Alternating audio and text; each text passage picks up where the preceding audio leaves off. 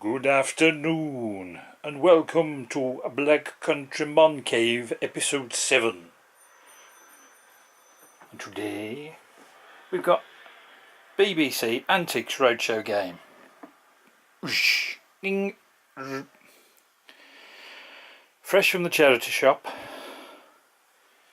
It's the 1988 edition, and you can see some of the people what are still on there on the programme now. I've got quite a few. You've got David Batty, John Bly, Hilary Kay, Eric Knowles and Ian Pickford. Yes, they're still there. Let's have a look, see what's in the box.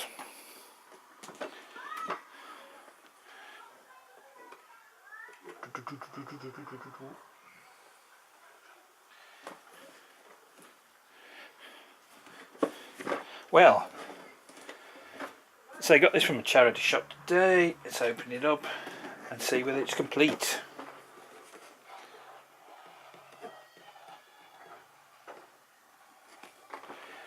Kids, if you're using these sort of scissors, only do so under adult supervision.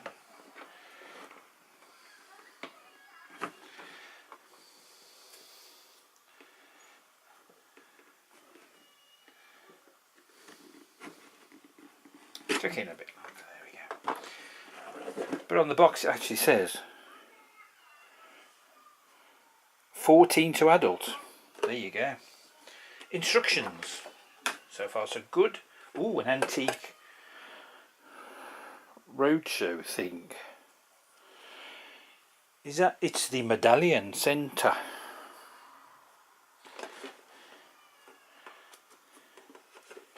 You have 6 playing mats. Ooh, 6 playing mats. You got 1, 2, 3, 4, 5, 6.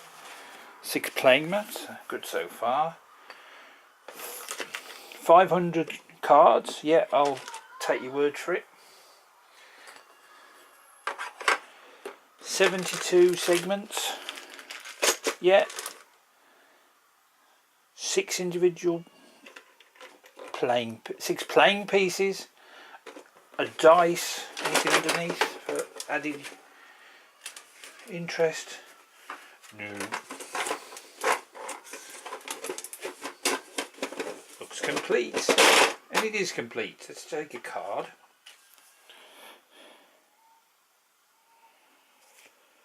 At random, which impressionist was famous for his ballet scenes and his pastels?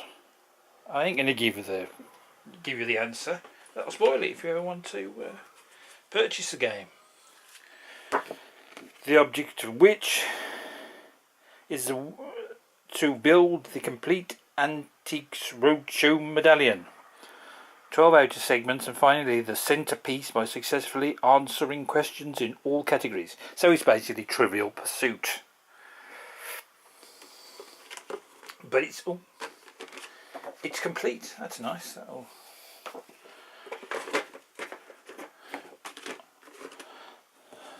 be something to play on a quiet evening. And now, by sort of complete contrast, records, particularly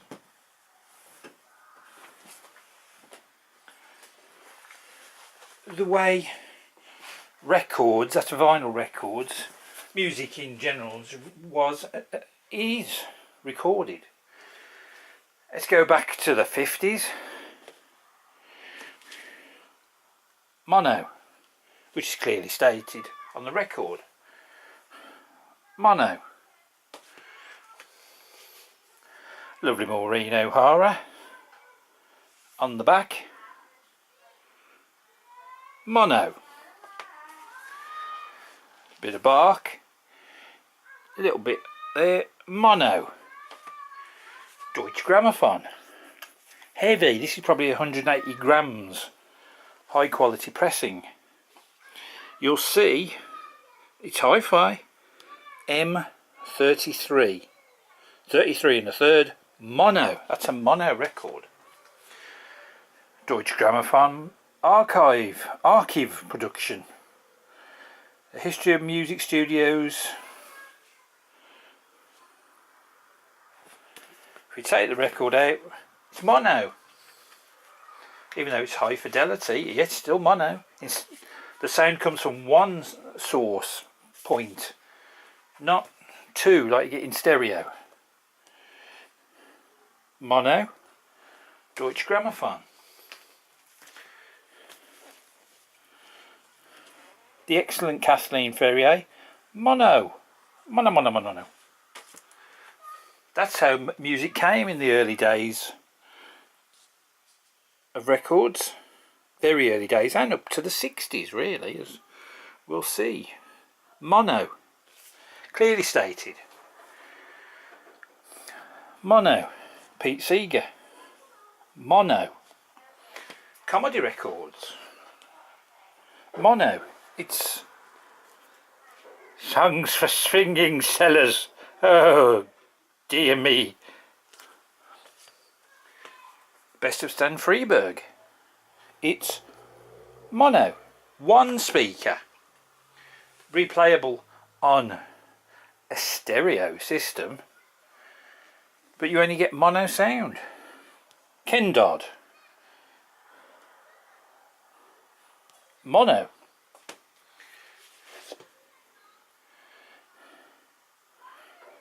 High fidelity, Warner Brothers, American record of Bob Newhart. Heavy duty vinyl. Vitaphonic high fidelity. Monophonic. High fidelity, but only one.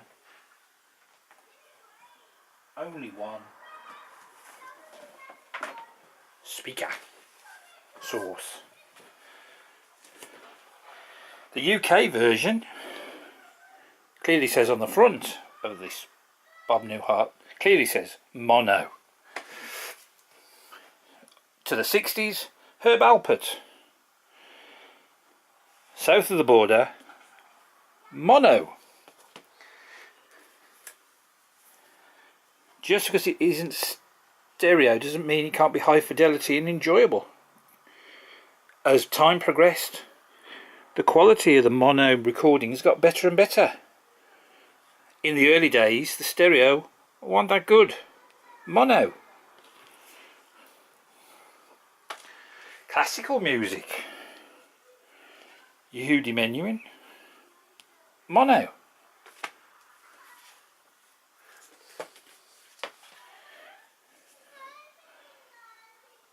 Brandenburg concertos were available in mono or in stereo.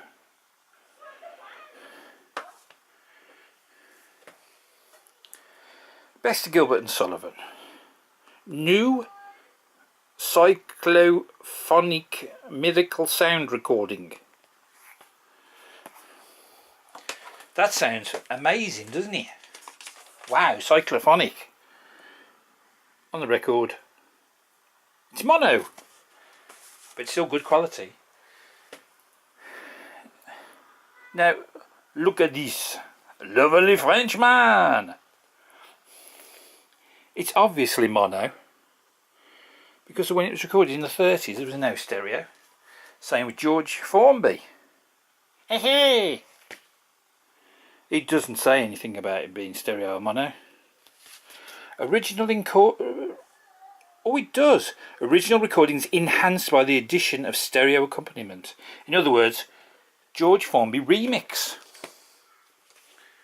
Now, Adge Cutler and the Wurzels, the earliest version of the Wurzels. Also available on stereo, which means, and this is the late 60s, about 67 or thereabouts, it's mono. It's a mono record from the later 60s. People are still doing mono records because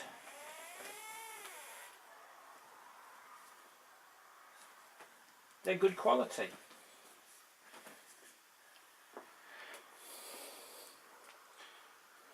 So just because it's mono doesn't mean it's poor sound quality.